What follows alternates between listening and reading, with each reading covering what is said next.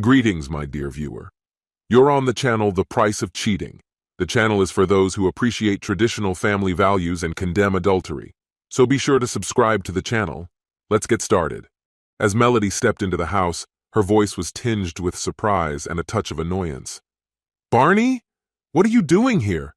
she asked, her eyes narrowing as they landed on me at the kitchen table, clearly not expecting to find me home. Behind her, partially hidden, stood a tall, younger man, his posture stiff. My wife of 30 years, Melody, looked as striking as the day we met. Her chestnut hair fell in soft waves past her shoulders, and her professional outfit, a pristine white blouse paired with a sleek black skirt, showcased her elegance. The blouse, unbuttoned at the top, revealed a hint of cleavage, a subtle nod to her enduring confidence and allure. It reminded me, fleetingly, of why I had fallen for her all those years ago. Without addressing the absurdity of her question, I responded in a dry tone, "I live here." Her annoyance sharpened. "Obviously," she snapped. "But why are you home at 3:30 in the afternoon?" For a moment, memories flooded back, memories of the life we'd built together. I often told people I'd fallen for Melody the moment I laid eyes on her. She had been the administrative assistant during a business meeting I attended, and her mix of charm and professionalism captivated me instantly. By the end of that day, I had worked up the courage to ask her out. From there, our story had unfolded. The man behind her finally stepped into view, his sharp features betraying a flicker of unease. It was clear this situation wasn't going the way either of them had expected. "I might ask you the same question," I said coolly. "Why are you home an hour and a half early?" The tension in the room thickened, unspoken accusations filling the air. For nearly 3 decades, I had loved Melody without reservation. I had built a thriving insurance business and supported her climb from administrative assistant to head of HR. But in recent weeks, everything had changed. Her betrayal had been like a wrecking ball, shattering my trust in her. Still, I was determined to confront her with composure. The young man, sensing the growing hostility, stepped forward and extended his hand. "Mr. Caldwell," he said, his voice attempting confidence. "I'm Jacob Kaufman, a new attorney at Kellerman & Sons. I've been collaborating with Melody on some projects." I ignored his outstretched hand and kept my gaze locked on Melody. A low growl escaped my throat as I said, "I know exactly who and what you are." Melody flinched, a subtle crack in her polished demeanor. "Why does he call you Melody in our home?" I demanded. "You've always hated when people use your first name so casually. What's changed?" Her face flickered with alarm and embarrassment. Melody prided herself on being in control, always the one to anticipate and plan every detail. But whatever scenario she and this so-called attorney had prepared for, I wasn't following their script. Taking a measured breath, I broke the tension. "Why don't I fix us some drinks? We can talk in the living room." Melody requested her usual glass of wine, her voice quieter than normal. Kaufman hesitated before muttering something about bourbon or craft beer. I nodded and left the room to prepare the drinks, listening to their hurried whispers as soon as I turned away. When I returned, I handed Melody her preferred Merlot and placed a dirty glass of beer in front of Kaufman. Sitting down with my own bourbon, I raised my glass in a silent toast. Kaufman took a tentative sip, then grimaced. "This beer tastes strange," he remarked hesitantly. "It's Pabst Blue Ribbon," I said, amusement coloring my tone. His expression darkened, and Melody, noticing my smirk, snapped, "Isn't that the beer you always say is the worst thing you've ever tasted?" I chuckled, which only fueled her irritation. "You're such a jerk, Barney," she spat. "We came here to have a calm discussion, and all you've done is mock us." I met her gaze calmly. "You're right.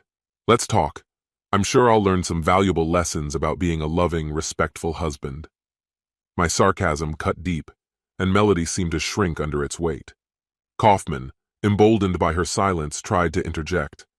"Barney, it's Mr. Caldwell to you," I interrupted coldly. "Or perhaps Honorable Sir. Take your pick." His face flushed as I turned back to Melody. "So what is it you wanted to say?" Her frustration boiled over. Your behavior is disgusting. Stop this right now. Feigning contemplation, I replied, Do you really think my behavior is worse than yours has been these past 6 weeks? The color drained from her face, and Kaufman looked like he had forgotten how to breathe. Their plan was unraveling before them. Locking eyes with her, I delivered the final blow.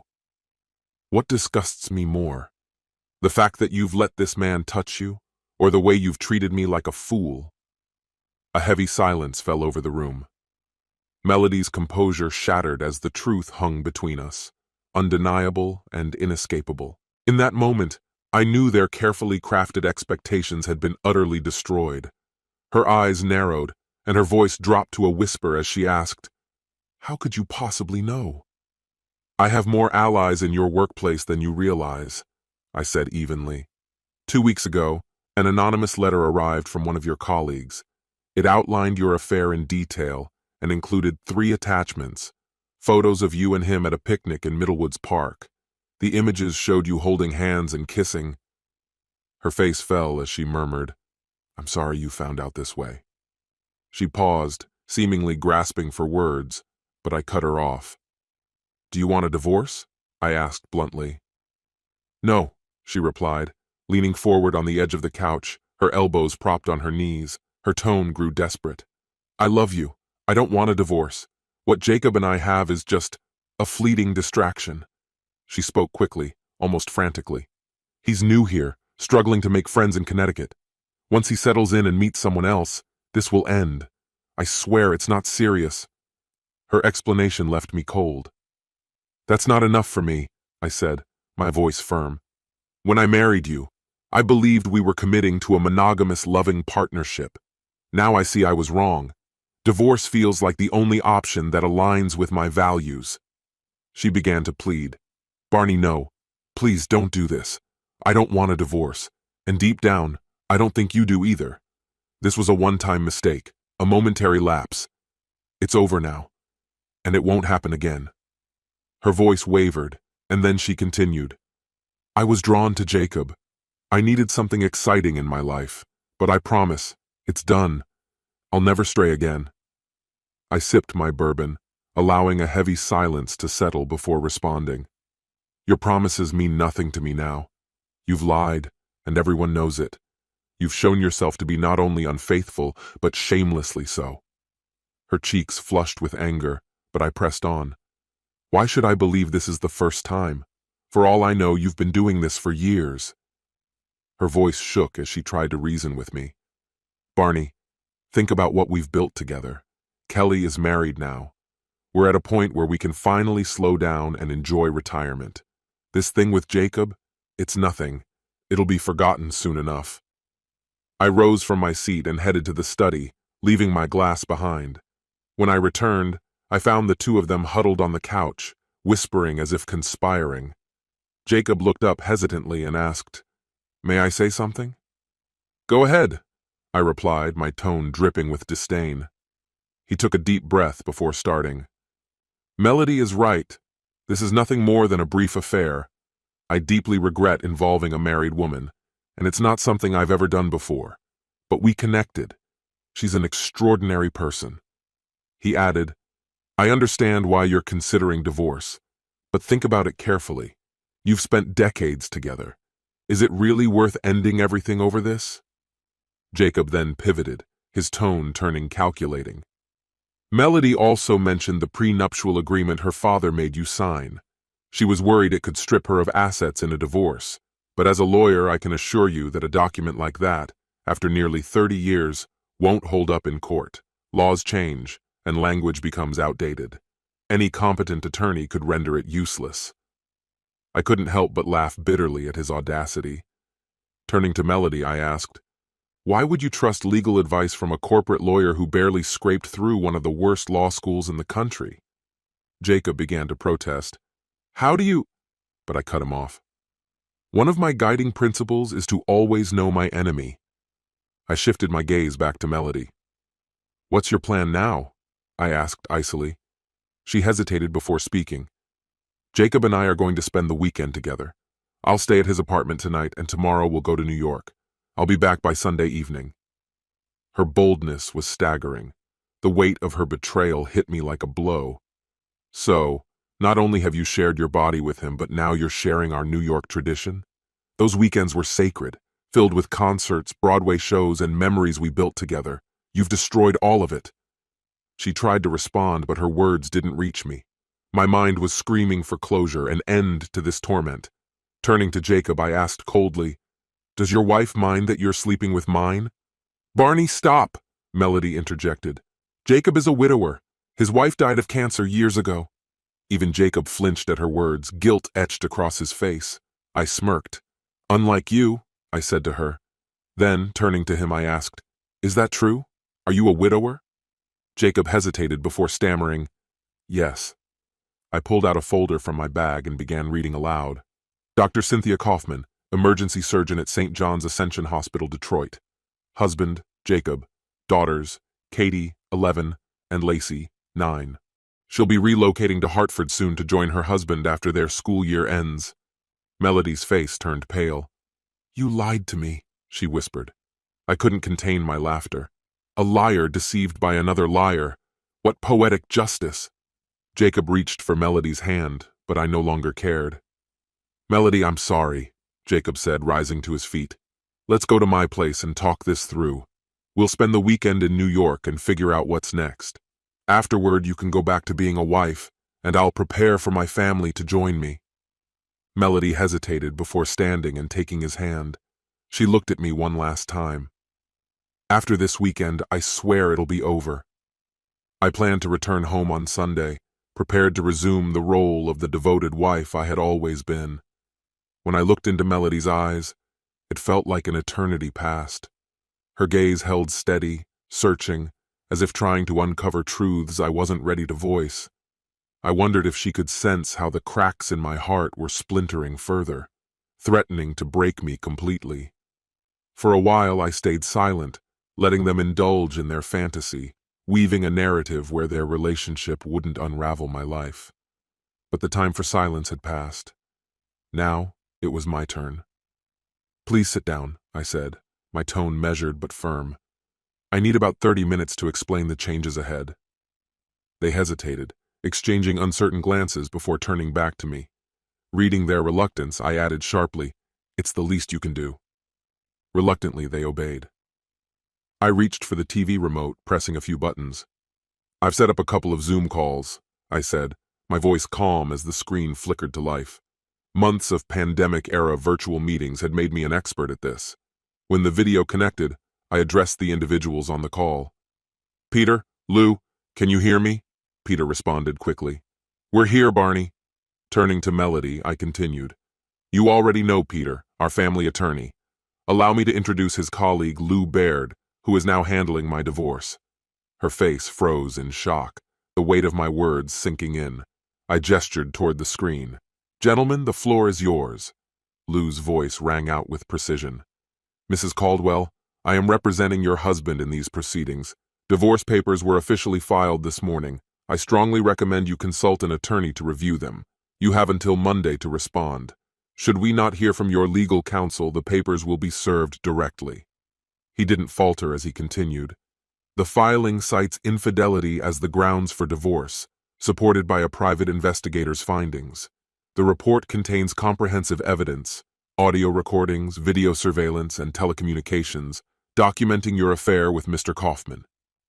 I placed a thick folder on the coffee table, the sound punctuating Lou's words and making both Melody and her lover flinch. "Here is a copy of the divorce filing and the investigator's report," I said, my tone unyielding. As Jacob's hand moved toward the folder, Melody's focus returned to the screen, her expression pale. Lou resumed his explanation. "Per the terms of the prenuptial agreement, which has been updated and signed multiple times over the past 30 years, all stipulations will be strictly enforced. Its validity is unquestionable. Additionally, the Caldwell Brokerage Board has unanimously decided to relieve you of all corporate responsibilities. You are required to return any company property, including the car, within 1 week. Corporate credit cards are already deactivated, and your phone service will end in 7 days." Melody's expression shifted from pale to ashen as Lou detailed more changes. Your joint credit cards and club memberships have been canceled. Joint accounts have been frozen. Under the terms of the prenup, Mr. Caldwell retains the house and 80% of all shared assets. Expedited eviction will be requested, and we will argue that your co-owned property with Mr. Kaufman is suitable for relocation. No spousal or child support will be provided. Lou paused. Anything you'd like to add, Barney? That covers everything, I replied, leaning back. The screen went dark, leaving the room heavy with tension. Melody shot to her feet, panic and fury bubbling over. Wait! I need them back! I have questions! I couldn't suppress a bitter laugh. You'll need your own lawyer for that, Melody. Her rage boiled over. You're a bastard, she spat, trembling with fury. I'll ruin you. I turned to Jacob, smirking. Care to explain how she plans to do that, counselor? His silence spoke volumes. Melody collapsed onto the couch, a mix of anger and despair consuming her. Calmly, I picked up the remote again and initiated another call. Jake, can you hear me? The screen flickered to life. Loud and clear, Barney, came the response. But I'm in between calls, so make it quick. Jacob Kaufman, I said, my voice razor sharp. You're fired. Your personal belongings will be boxed and left in the lobby. If they aren't claimed within 24 hours, they'll be disposed of. No recommendation letters will be issued. I shifted my focus back to Melody. Your position at Hartford is terminated. However, we are offering a transfer to Albany. Should you decline, your employment will end entirely. You have 1 week to decide. The call ended, leaving Melody visibly shattered, her tears flowing freely. Jacob, seething with anger, stayed silent. Once more, I lifted the remote, initiating a third call. Dr. Kaufman, are you there? I asked as the screen connected. Both Melody and Jacob stiffened as a striking blonde appeared on the screen. Her expression was cold and unyielding. Jacob, she said icily. It's Cynthia. I've filed for divorce. Expect the papers soon. The children and I will be staying in Michigan. Jacob started to plead, but she cut him off. This is the third time your recklessness has cost you everything. After seeing the investigator's report, I dug deeper. Mrs. Caldwell, are you familiar with someone named Alice Packer? The screen froze on Cynthia's unwavering glare, the room descending into stunned silence. How about Tori Jones or Candy Phillips? Cynthia taunted, her voice laced with exaggerated mockery. Melody remained silent, her face a mask of restraint, which only made Cynthia laugh louder. Oh, don't bother answering, that was rhetorical. I already know they're your colleagues. Did you catch wind of Jacob's little escapades with both of them? Shocking, right? But then again, it shouldn't be. You were just another notch on his belt. So now tell me where to send your things, Jacob. You're officially out of this house. As the screen faded to black, Jacob erupted in fury. I swear I'll kill you, you miserable bastard, he roared, staggering to his feet. Remaining calm, I reached beneath the armchair cushion and retrieved my .45 Colt, aiming it directly at him. He froze mid-step, his face blanching as though he might pass out. His reaction was everything I'd hoped for. The irony wasn't lost on me. He lies, cheats, and yet somehow I'm the one who needs therapy? Smirking, I continued. Funny thing, after sharing our story with Dr. Waters, she asked me something that stuck. Have you ever heard the saying, love is blind? That hit me like a freight train. I realized I'd loved you so blindly that without that anonymous letter, I'd never have seen your betrayal. My love was so all-encompassing that you appeared flawless to me, perfect. But now, I hope you understand this. No one will ever love you as completely as I did. Melody sat on the couch, her arms wrapped around her knees, sobbing uncontrollably. I added, Dr. Waters thinks I should keep seeing her. Talking to someone you trust can be life-saving after a betrayal like this. I never thought someone I cherish so deeply could humiliate me like this. But here's the thing. I'll endure the shame, the heartache, and I'll survive you. Dr. Waters wasn't thrilled about my plans for today, though. She's not a fan of revenge, but she admitted the first 3 Zoom calls were justified. You earned those. She did try to stop me from going through with this 4th call, though. Said it might set me back in my progress. Maybe she's right. It'll probably hurt me more than it helps, but honestly, I don't care, because while this might sting for me, It's going to devastate you. Melody's body stiffened as I reached for the remote again, her expression clouded with dread.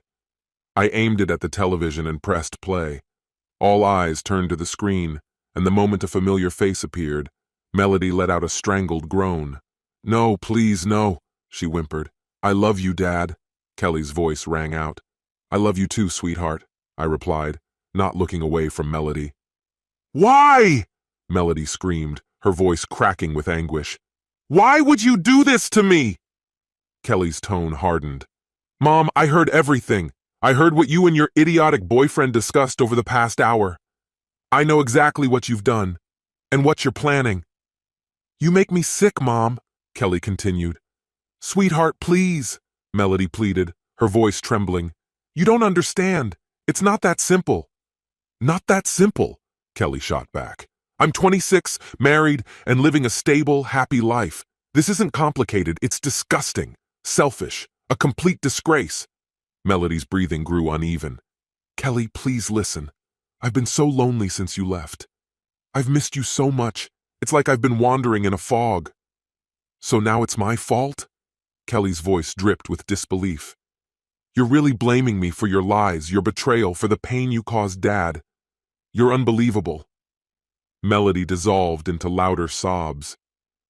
"Kelly, please don't shut me out like this. I'll come to Boston this weekend and we can talk. I need to see you." "That's not happening," Kelly said firmly. "First, because you'll be in New York with your broke, jobless, recently divorced boyfriend. Don't bother denying it. Second, Scott and I are hosting a gathering with family and close friends. A space where you don't belong." "What gathering?" Melody stammered, her voice cracking. "Kelly, please tell me. I'm your mother." "That's none of your business," Kelly snapped. "But since you're so desperate to know, I'll tell you. I'm 3 months pregnant. We're expecting a baby girl in February. And you're not invited." Melody's cries grew frantic. "Kelly Ann, you can't do this. I'm your mother. I demand to be part of this." "Not a chance," Kelly replied icily. "I want my celebration filled with love and joy, not your lies and deceit. Goodbye, Mom." The screen flickered off for the final time. As Melody crumpled on the couch, her sobs shaking her body, I stood up, tucking the gun into my waistband. "I'm heading out for dinner. Be gone by the time I get back." Turning to Melody, I added, "Take your clothes and anything essential. You're not stepping foot in this house again until the divorce is finalized. That should take about a week." I glanced at her boyfriend. "You've seen what I'm capable of. You've got 3 days to leave the state. If you're still here by Monday, I'll make sure you regret it in ways you can't imagine." As I opened the door, I cast one last look at the shattered pair. "Enjoy your weekend in New York. The weather's supposed to be lovely." And with that, I walked out. This concludes the story. If you like it, then put your powerful like and subscribe to the channel.